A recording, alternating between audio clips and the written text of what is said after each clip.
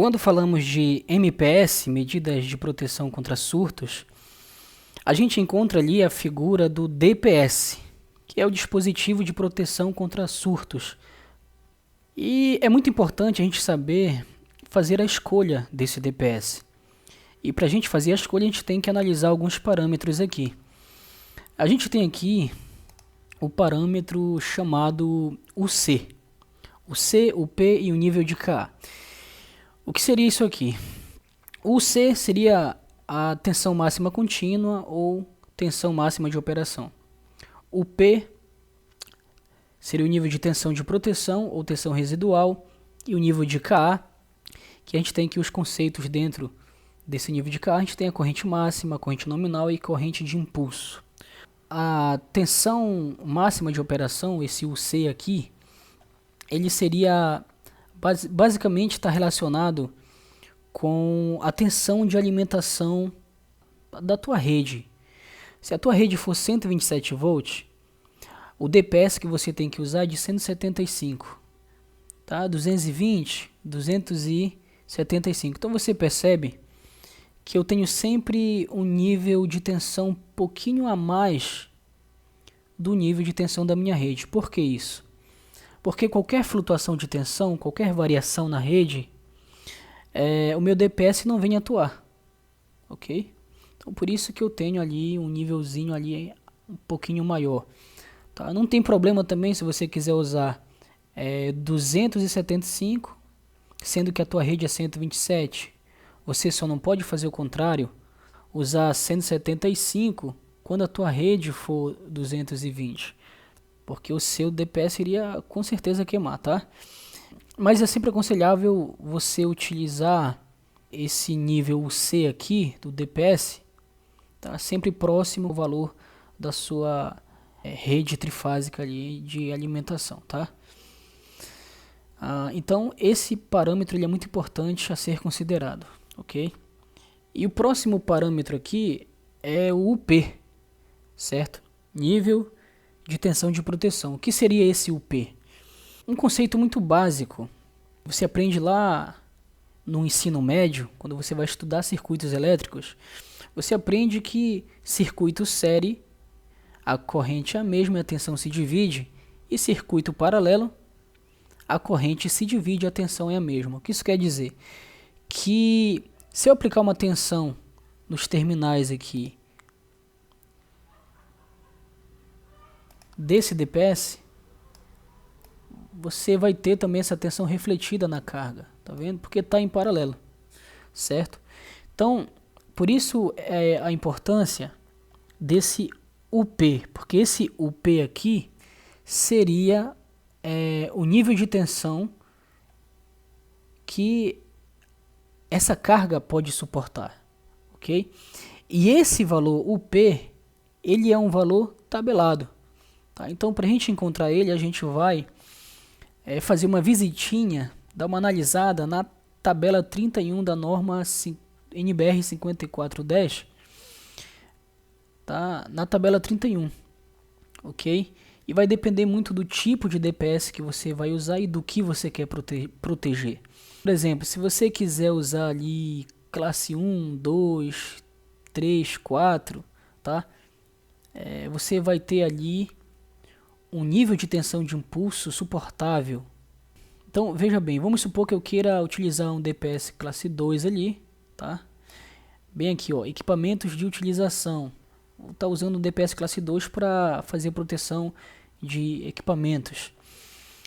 Então, eu vou traçar aqui a coluna com a linha, olha. Aqui, ó. Meu sistema trifásico aqui eu tenho 220, 127. Então vamos supor que eu tenho um DPS classe 2 e a minha tensão de alimentação ali seja 220. Então eu vou ter ali uma categoria ali de suportabilidade de 1,5 kV. Tá? Esse valor está em kV aqui, tensão de impulso suportável requerida. Então isso significa que seria 1500 volts, ok? Então isso significa que essa carga bem aqui, ó, ela vai suportar em seus terminais, tá? Tem uma suportabilidade ali de 1500 volts, ok? Então você vai dimensionar, tá, o seu DPS com esse UP aqui de 1500 volts, certo? Por exemplo, aqui eu tenho duas plaquinhas aqui de DPS, essa primeira e essa segunda aqui. O terceiro parâmetro aí que a gente analisa é o nível de KA, tá? Eu tenho aqui, olha, corrente máxima, corrente nominal e corrente de impulso. Tá vendo aqui, olha, o meu UC, que a gente viu ainda há pouco, ele é 275. Tá? Então, se a minha rede de alimentação ali for 220 volts, eu posso usar esse DPS tranquilamente, tá? Ele tem uma corrente máxima de 20 kA ou 20.000 A, tá? E ele pode atuar, a corrente máxima bem aqui, ó, ele pode atuar até 2 vezes com essa corrente, tá? Já com a corrente nominal, tá? 10 kA, ele pode atuar até 20 vezes, ok? Então perceba que é uma corrente menor em relação à corrente máxima, tá? Então ele pode atuar ali até 20 vezes com essa corrente, tá? E tá vendo aqui o meu UP, que seria aquele nível de suportabilidade da carga? Esse UP ele é menor do que 1200 volts ou 1,2 kV. E você viu que na tabelinha lá, ó, 1,5, tá? Então esse 1,5 é maior que 1,2. Então eu posso utilizar tranquilamente isso aqui, tá? Significa que a carga vai suportar esse nível de tensão. Bem aqui eu tenho uma segunda placa, tá? Aqui está escrito T2, ó. Esse T2 está relacionado com a classe 2. E já essa outra plaquinha aqui eu tenho T2 e T1. Então significa o quê? Que eu tenho classe 2, classe 1 em um único DPS, tá? Tenho duas classes em um, certo? E olha aqui, o C 275, então ele pode ser usado ali em 220 volts, ok? E máximo 60 kA e N, corrente nominal 30, tá? Isso aqui a gente já viu. E a corrente de impulso, tem uma informação nova aqui que não tem na primeira plaquinha aqui que a gente analisou. Tem uma corrente de impulso aqui, tá? Tem uma corrente de impulso. E essa corrente de impulso,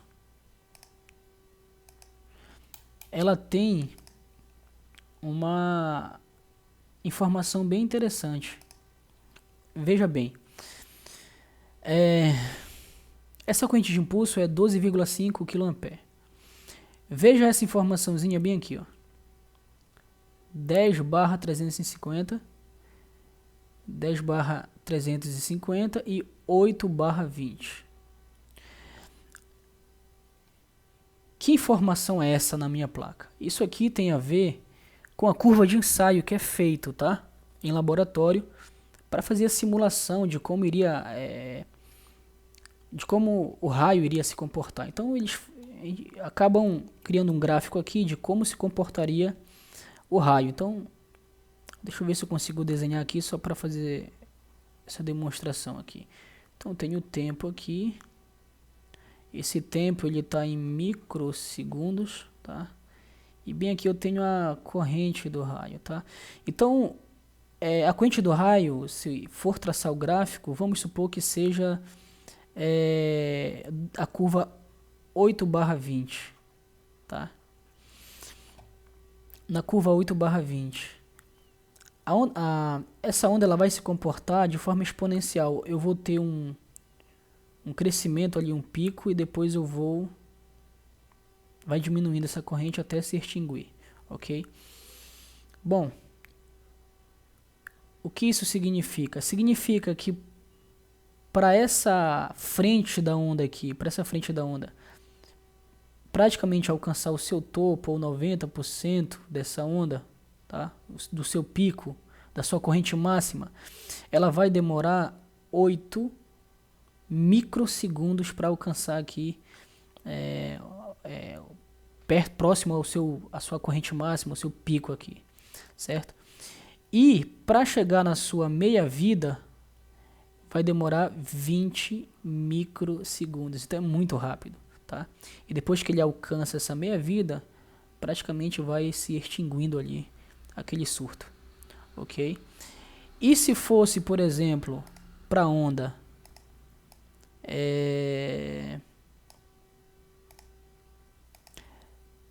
para onda 10.350, bora ver aqui, 10.350, significa que nessa frente de onda bem aqui, para alcançar ali próximo seu pico, demoraria 10 microsegundos, e para alcançar sua meia-vida demoraria ali 350 microsegundos. Então é muito rápido, tá? Então, basicamente, essa informaçãozinha aqui significa isso, ok? Seria a curva de ensaio do DPS. Então, esse classe 1 bem aqui, classe 1, ele é utilizado para receber a descarga direta do raio, tá?